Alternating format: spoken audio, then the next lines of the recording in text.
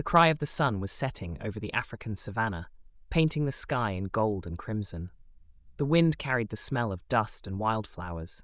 At the edge of a quiet village stood a single baobab tree, tall, ancient, with a trunk so wide 10 men could not circle it with their arms. The children of the village often played beneath it, laughing, dancing, chasing each other until dusk.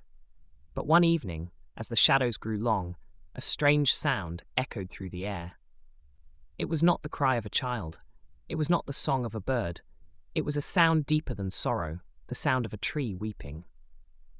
In the village lived a young girl named Ayanda, no more than 9 rainy seasons old. Ayanda had a gift. She could hear things others could not. When the wind moved, she heard it speak. When the fire burned, she heard it sing. And now, as she sat outside her hut grinding millet, she heard the cry of the baobab. "Mother, do you hear that?" Ayanda whispered. "Hear what, my child?" her mother asked, frowning. "The tree, it is crying," Ayanda said softly. But no one else in the village heard. The elders shook their heads and said it was just the wind, but Ayanda could not ignore it. That night, while the moon was high, she crept quietly to the tree. She placed her small hands on its trunk. "Why do you cry, old one?" Ayanda asked softly. The baobab tree spoke with a deep, resonant voice. "Child of the village, I cry because I am alone. Long ago, my brothers and sisters stood with me, but they have all been cut down. The elders have forgotten our promise. Without me, your village will wither. Without my roots, the water will leave this land. Soon, there will be no harvest, no food, no life." Ayanda's heart pounded. She ran to the elders and told them what she had heard. They laughed at first, but Ayanda begged them to come listen. At dawn, they gathered by the tree. The wind was still, the earth silent. And then, faintly, they too heard the low rumble, the cry of the baobab. An elder named Baba Kofi stepped forward, tears in his eyes. He remembered the old story, one told when he was a child. Long ago, when our ancestors first came to this land, the earth was dry, the sun cruel, but a spirit appeared, the spirit of the baobab. It told them, "Plant my children, and your village will live." They planted many baobabs, and for generations the land was green. But as time passed, we grew careless. We cut them for wood. We cleared the land for fields. Now, only this one remains, Baba Kofi narrated.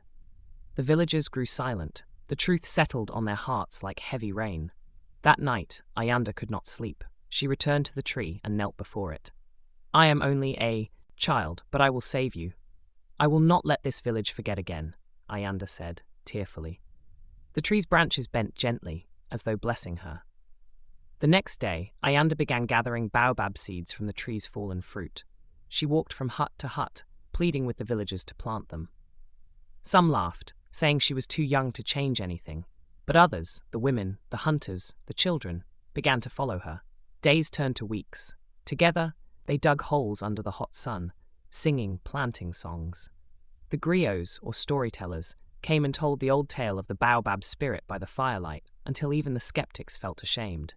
Finally, when the rains came, tiny green shoots began to sprout from the red earth.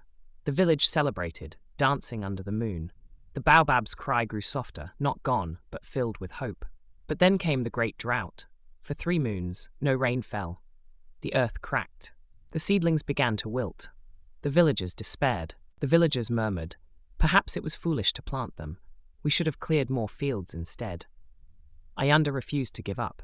She carried water from the river in clay pots, walking for hours each day.